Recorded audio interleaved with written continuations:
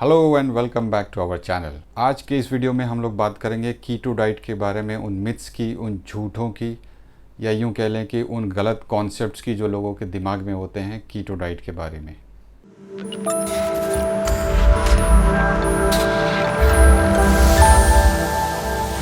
वैसे तो लोगों के कीटो डाइट के बारे में बहुत सारे फॉल्स बिलीव्स हैं, लेकिन हम बात करेंगे उन 10 मिथ्स की जो बहुत ज़्यादा कॉमन हैं। उन 10 में से 5 हम इस वीडियो में यानी पार्ट 1 में डिस्कस करेंगे और 5 पार्ट 2 में डिस्कस करेंगे, जो हमारा अगला वीडियो होगा। जब इस वीडियो का पार्ट 2 पब्लिश होगा तो उसका लिंक आपको इस वीडियो के एंड में मिल जाएगा और नीचे डिस्क्रिप्शन में मिल जाएगा। तो आइए बात करते हैं 5 मिथ्स की जो हम इस वीडियो में डिस्कस करेंगे। इनमें से 5वां सबसे ज़्यादा इम्पॉर्टेंट है, इसलिए इस वीडियो को एंड तक ज़रूर देखिए।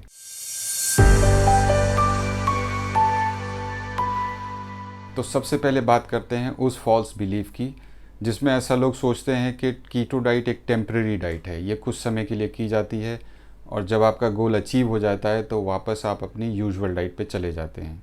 ऐसा ज़्यादातर वो लोग सोचते हैं जो वेट लॉस के लिए कीटो डाइट करते हैं। फॉर एग्ज़ाम्पल, उनका एम अगर 10 किलो वेट लॉस का था और वो उन्होंने अचीव कर लिया है तो वो सोचते हैं कि अब हम कीटो डाइट बंद कर सकते हैं।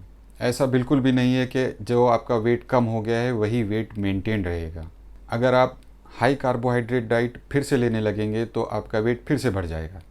इस बात को समझने के लिए मेरा ये वीडियो ज़रूर देखें, इसका लिंक नीचे डिस्क्रिप्शन में भी आपको मिल जाएगा। तो अगर आपको अपना आइडियल वेट मेंटेन रखना है तो आपको कीटो डाइट को ही कंटिन्यू रखना पड़ेगा। आपको ये अच्छी तरह से समझना होगा कि कीटो डाइट एक डाइट नहीं है, ये एक लाइफस्टाइल है।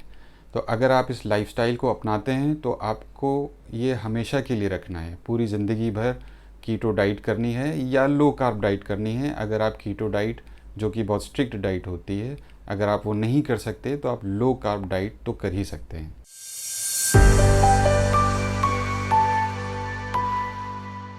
ज़्यादातर लोग कीटोसिस और कीटो एसिडोसिस में डिफरेंस नहीं जानते हैं। ये दोनों ही कंडीशंस बहुत अलग होती हैं। कीटो एसिडोसिस एक ऐसी कंडीशन होती है जो अनकंट्रोल्ड डायबिटीज़ में पाई जाती है और इसमें कीटोन लेवल्स बहुत ज़्यादा बढ़ जाते हैं, जो कि एबनॉर्मल होता है।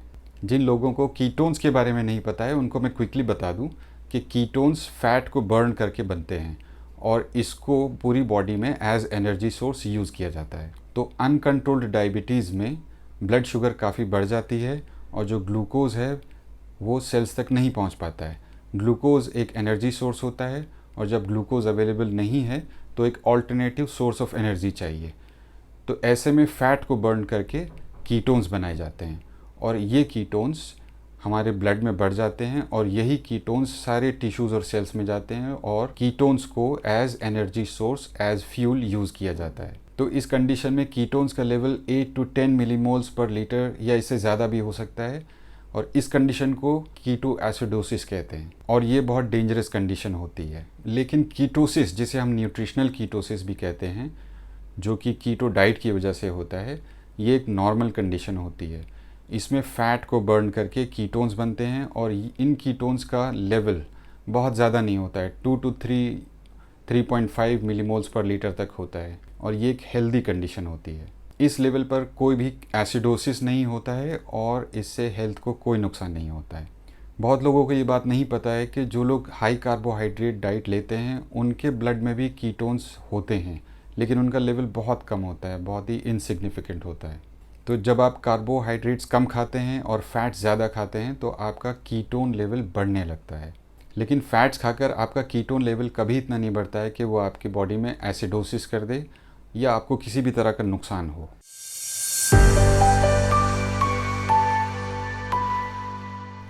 बहुत सारे लोग ये सोचते हैं कि वो कीटो डाइट में जितना चाहें उतना फ़ैट खा सकते हैं। पहली बात तो आप बहुत ज़्यादा फ़ैट खा नहीं सकते, क्योंकि आप जब भी फ़ैट ज़्यादा खाते हैं तो आपका मन भर जाता है। आप बहुत ज़्यादा फ़ैट नहीं खा सकते हैं। दूसरी बात आपको ये समझना होगा कि अगर आप फ़ैट ज़्यादा खाते हैं तो उससे भी वेट गेन हो सकता है और आप अगर वेट लॉस करना चाहते हैं तो हो सकता है ये पॉसिबल ना हो अगर आप फ़ैट ज़्यादा खा रहे हैं। तो आप इसको इस तरह से समझिए कि एक एवरेज पर्सन को अगर 2000 कैलोरीज़ पर डे चाहिए और आप फ़ैट ज़्यादा खाकर आपका कंजम्पशन अगर 3000 कैलोरीज़ तक चला जाता है तो रोज़ आप 1000 कैलोरीज़ एक्स्ट्रा खा रहे हैं और यही कैलोरीज़ आपका फ़ैट में कन्वर्ट होके और डिपॉज़िट होगा, आपका वेट और बढ़ेगा, और अगर आप वेट लॉस करना चाहते हैं तो वो पॉसिबल नहीं होगा। तो दूसरे शब्दों में कहें तो आपको फ़ैट खाने में भी एक लिमिट रखनी चाहिए, और ये बहुत ज़्यादा मुश्किल नहीं होता है। एक और ज़रूरी बात यह है कि आपको हेल्दी फ़ैट्स खाने हैं। आप हर तरह के फ़ैट्स नहीं खा सकते हैं जो कि अनहेल्दी भी हो सकते हैं। इस बारे में और जानकारी के लिए मेरा ये वीडियो ज़रूर देखें, और इसका लिंक मैंने नीचे डिस्क्रिप्शन में भी दे रखा है।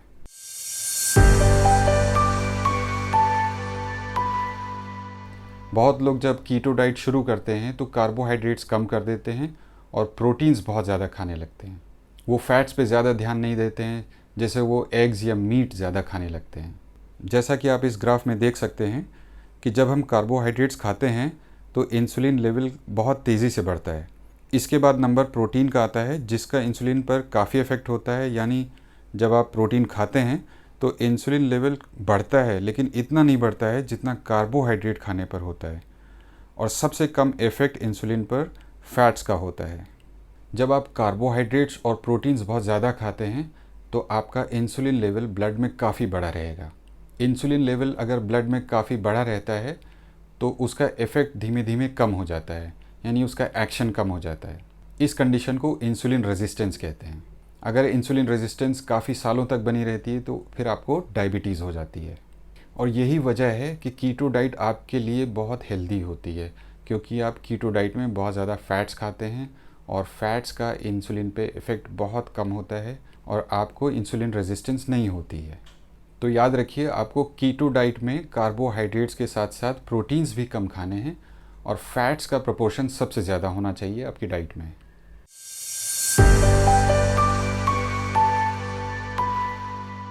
जो लोग कीटो डाइट के बारे में बहुत ज़्यादा नहीं जानते हैं वो ऐसा सोचते हैं कि फ़ैट खाने से हमारी हेल्थ को नुकसान होगा और कीटो डाइट करने से हार्ट अटैक जैसी प्रॉब्लम्स हो सकती हैं। एक्चुअली कई डिकेड से, कई दशकों से हमें ये ब्रेन वॉश किया गया है कि फ़ैट एक ख़राब चीज़ होती है जिसको आपको अवॉइड करना चाहिए, नहीं खाना चाहिए, और इससे हमारी हेल्थ को नुकसान होता है। ऐसा क्यों हुआ, ये एक बहुत बड़ा टॉपिक है और इसके बारे में मैं एक वीडियो फिर कभी बनाऊँगा डिटेल में। अभी के लिए बस इतना समझ लीजिए कि हमारे दादा परदादा और उनके पुरखे फ़ैट काफ़ी क्वांटिटी में खाते थे, लेकिन 1960s में एंसेल कीज़ नाम के एक फिजियोथेरेपिस्ट ने एक हाइपोथेसिस रखी जिसका नाम था डाइट हार्ट हाइपोथेसिस। इसमें उन्होंने ये कहा कि जो लोग फ़ैट ज़्यादा खाते हैं उनको हार्ट अटैक के ज़्यादा चांसेस हैं, इसलिए हमारी डाइट में फ़ैट की क्वांटिटी बहुत कम होनी चाहिए। इसके बाद तब की अमेरिकन गवर्नमेंट ने उनकी इस बात को काफ़ी सीरियसली ले लिया और उन्होंने अपनी न्यूट्रिशनल गाइडलाइंस में आम जनता को भी यही बताया कि फ़ैट ज़्यादा ना खाएं और कार्बोहाइड्रेट्स की क्वांटिटी अपनी डाइट में बढ़ाएं। उसके बाद तो एक ऐसा ट्रेंड चला कि जितनी भी प्रॉफिट मेकिंग कंपनीज़ हैं सब ने अपनी प्रोडक्ट्स में फ़ैट की क्वांटिटी को काफ़ी कम कर दिया और उसकी जगह उन्होंने ऐड किया कार्बोहाइड्रेट्स और शुगर। यूएसए की देखा देखी बाकी कंट्रीज़ ने भी वही फॉलो किया। अब हाल ये है कि आपने खुद देखा होगा बहुत सारे प्रोडक्ट्स में लिखा रहता है फ़ैट फ्री या कोलेस्ट्रॉल फ्री। लोगों को लगता है कि यही हेल्दी प्रोडक्ट्स हैं। सच तो ये है कि जब से सारी गवर्नमेंट्स ने, सारे कंट्रीज़ ने फ़ैट को कम करना रिकमेंड करना शुरू किया, तब से ओबेसिटी, डायबिटीज़ और हार्ट डिजीज़ का इंसिडेंस काफ़ी बढ़ गया है। अगर हम यूएसए का एग्जांपल लें तो वहाँ की पॉपुलेशन लगभग 33 करोड़ है। इसमें से लगभग 1/3 यानी कि 10-11 करोड़ लोग या तो डायबिटिक हैं या प्री डायबिटिक हैं। इंडिया में भी कुछ ऐसी ही सिचुएशन है। हमारे पास जो डेटा अवेलेबल है उसके हिसाब से इंडिया में भी डायबिटीज़ और हाइपरटेंशन यानी ब्लड प्रेशर का इंसिडेंस काफ़ी बढ़ गया है। पिछले कुछ सालों में जो रिसर्च हुई है उससे एकदम क्लियर हो गया है कि हमारी जितनी भी लाइफस्टाइल डिजीज़ हैं उसके लिए हाई कार्बोहाइड्रेट डाइट रिस्पॉन्सिबल है। इसी तरह से हाई फैट डाइट यानी कीटो डाइट के ऊपर भी काफ़ी रिसर्च हो चुकी है और अब बहुत क्लियर हो गया है कि अगर आप फ़ैट ज़्यादा खाते हैं तो आपको लाइफस्टाइल डिजीज़ कम होंगी, आपके हार्ट अटैक के चांसेस कम होंगे और बहुत सारी और भी प्रॉब्लम्स जो हाई कार्बोहाइड्रेट की वजह से होती है वो आपको नहीं होंगी या बहुत कम हो जाएंगी। जहाँ तक कोलेस्ट्रॉल की बात है उससे भी हम लोग को बहुत ज़्यादा डराया गया है। हमें ऐसा बोला जाता है कि आप हर वो चीज़ जिसमें कोलेस्ट्रॉल होता है अगर आप खाते हैं तो आपके हार्ट अटैक के चांसेस बहुत ज़्यादा बढ़ जाते हैं। ये मिस इन्फॉर्मेशन भी कई सालों से, कई डेकेड से फैली हुई है और इसके लिए भी एंसेल कीज़ और ये जो फूड इंडस्ट्री है ये रिस्पॉन्सिबल हैं। ज़्यादातर डॉक्टर्स भी ऐसा सोचते हैं कि अगर हमारी बॉडी में कोलेस्ट्रॉल ज़्यादा है तो उससे हमारी आर्टरीज़ क्लॉग हो जाती हैं और हमारे हार्ट अटैक के चांसेस काफ़ी बढ़ जाते हैं। तो सच क्या है? सच ये है कि कोलेस्ट्रॉल हमारी बॉडी फंक्शन के लिए बहुत ज़रूरी है, बहुत इम्पॉर्टेंट है। हमारी बॉडी में जितनी भी सेल्स होती हैं तो उसकी आउटर मेम्ब्रेन, जिसे हम सेल मेम्ब्रेन कहते हैं, उसमें कोलेस्ट्रॉल होता है। तो अगर कोलेस्ट्रॉल नहीं होगा तो हमारी वो सेल मेम्ब्रेन स्टेबल नहीं रहेगी। हमारी बॉडी में बहुत सारे इंपॉर्टेंट हार्मोन्स जैसे टेस्टोस्टेरोन, एस्ट्रोजन, कॉर्टिसोल और विटामिन D3 ये सब कोलेस्ट्रॉल से ही बनते हैं। तो अगर हमारी बॉडी में कोलेस्ट्रॉल की कमी है तो उसका असर इन हार्मोन्स के प्रोडक्शन पे पड़ेगा और हमें तरह तरह के हार्मोनल डिसऑर्डर्स हो जाएंगे। कोलेस्ट्रॉल से लीवर में बाइल एसिड्स भी बनते हैं जो फैट्स को एब्जॉर्ब करने में हेल्प करते हैं। इसके अलावा जो फैट सॉल्युबल विटामिन्स हैं जैसे vitamin A, D, E and K, इनको भी एब्जॉर्ब करने में हेल्प करते हैं। कोलेस्ट्रॉल हमारे ब्रेन फंक्शन के लिए भी बहुत इंपॉर्टेंट है क्योंकि इससे बनता है माइलिन शीथ, और माइलिन शीथ जितनी भी नर्व सेल्स होती हैं ब्रेन में उसके चारों तरफ रहती हैं और उसको प्रोटेक्ट करती हैं। तो आप समझ सकते हैं कि कोलेस्ट्रॉल हमारी लाइफ के लिए, हमारी बॉडी के लिए बहुत ज़्यादा ज़रूरी है और इसके बिना लाइफ पॉसिबल नहीं है। इसीलिए हमारे लीवर में रोज़ लगभग 2000 मिलीग्राम कोलेस्ट्रॉल रोज़ बनता है। अगर आप डाइट में कुछ कोलेस्ट्रॉल खाते हैं तो कोलेस्ट्रॉल का लीवर में जो प्रोडक्शन है वो थोड़ा कम हो जाता है। जैसे आप फॉर एग्ज़ाम्पल अगर आप 4 एग्स खाते हैं तो उससे आपको लगभग 800 mg कोलेस्ट्रॉल मिलेगा। तो ऐसे में लीवर फिर 2000 मिलीग्राम नहीं बनाएगा, फिर वो 1200 मिलीग्राम के आसपास बनाएगा ताकि जो टोटल रिक्वायरमेंट है 2000 मिलीग्राम की वो पूरी हो जाए। इसी तरह से अगर आप कोलेस्ट्रॉल कम खाते हैं तो लीवर में उसका प्रोडक्शन होगा ही होगा, क्योंकि आप कोलेस्ट्रॉल खाएं या ना खाएं बॉडी में उसकी ज़रूरत तो रहेगी रहेगी।